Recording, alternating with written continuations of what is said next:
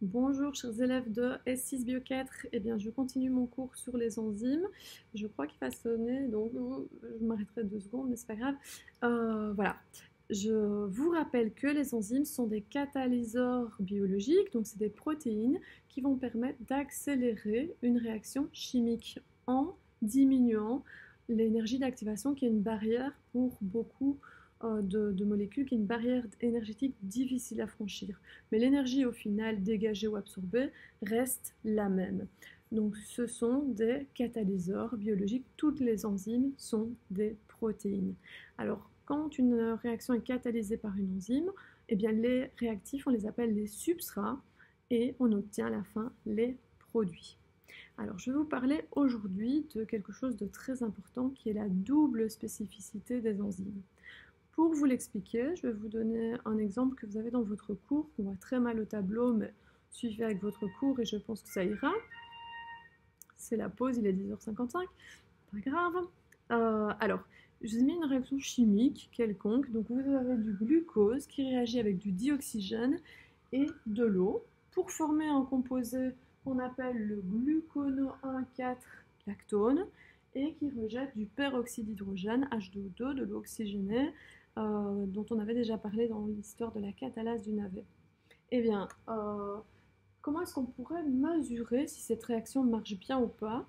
Eh bien, dans l'histoire de la catalase du navet, on avait regardé, je vous avais dit qu'il fallait regarder si l'oxygène était bien dégagé. Ici, vous voyez que l'oxygène se trouve dans les réactifs, d'accord? Donc, il ne va pas être dégagé, mais il va être absorbé si la réaction fonctionne bien. Alors, qu'est-ce qu'on fait ici justement? On va suivre l'évolution de la concentration en dioxygène en fonction du temps. Et on va rajouter en fait différents, plutôt que de prendre du glucose dans cette réaction, on va rajouter différents substrats, on va changer le réactif glucose, donc on va parler de substrat. Ça va? Donc on va mettre du glucose, ou bien du fructose, ou bien du maltose, ou bien du lactose, ou bien du galactose. Qu'est-ce qu'on remarque si on ne met pas du glucose, si on met du lactose, du fructose, du maltose ou du galactose? Eh bien que la quantité de dioxygène est plus ou moins constante.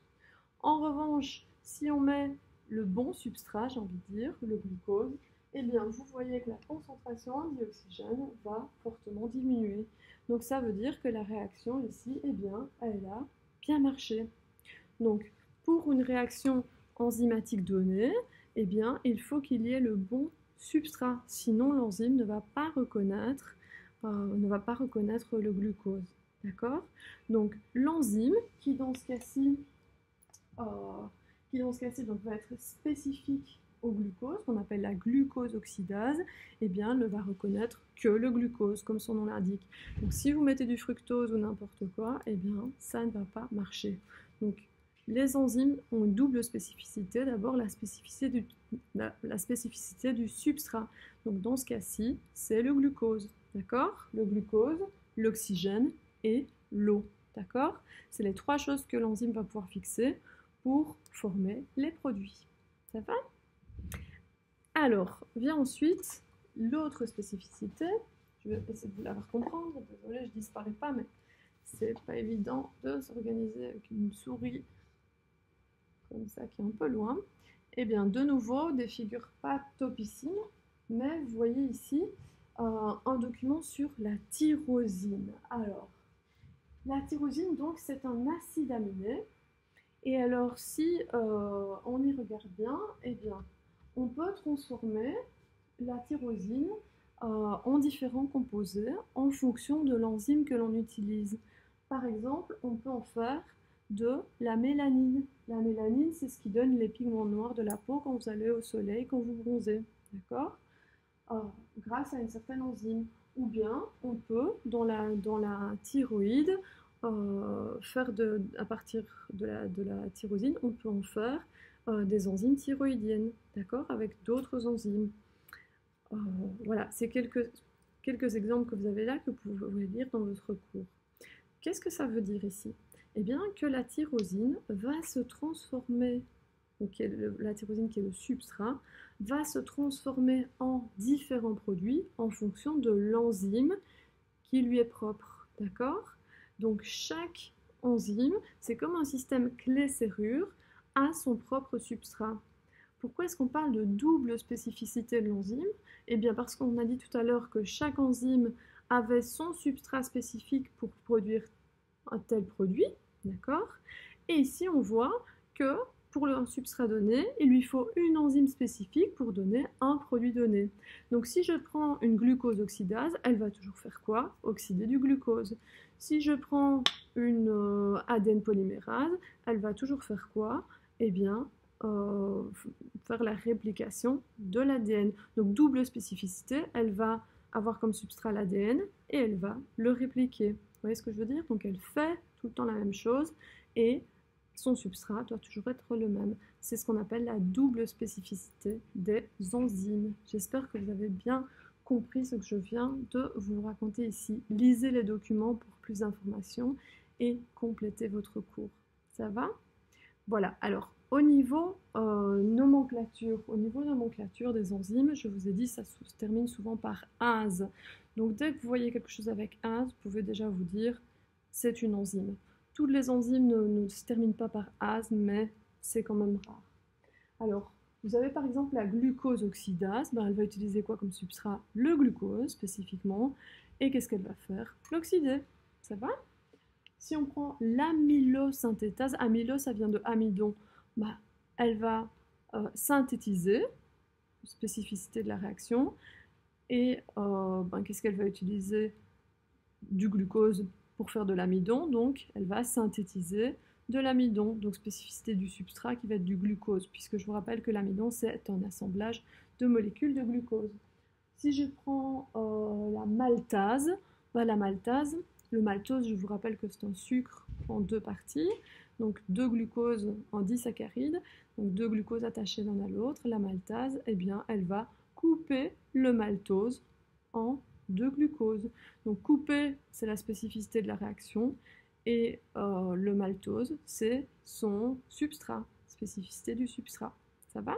Donc elles vont toujours faire la même chose. Voilà quelques exemples. La saccharase qui va couper la liaison, je vous en ai parlé, entre le glucose et le fructose dans le disaccharide qui est le saccharose. Voilà quelques exemples. Alors il y en a d'autres qui ne se terminent pas par ase, la trypsine, la chymotrypsine, etc., qui vont hydrolyser l'ATP, etc. Donc, alors il y a plusieurs catégories d'enzymes que vous ne devez pas connaître, hein, mais voilà, il y en a qui sont des oxydoréductases, comme par exemple tout ce qui est oxydase, par exemple. Alors, les déshydrogénases également. Alors, on a la famille des transférases.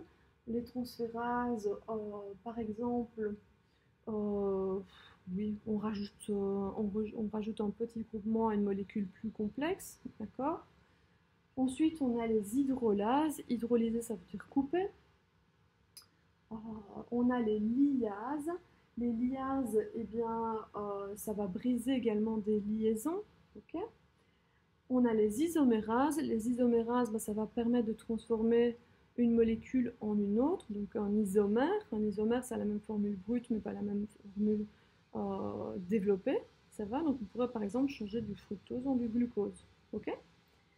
Puisque c'est C6H12O6, la formule brute. Et on a les ligases qui vont lier deux choses ensemble.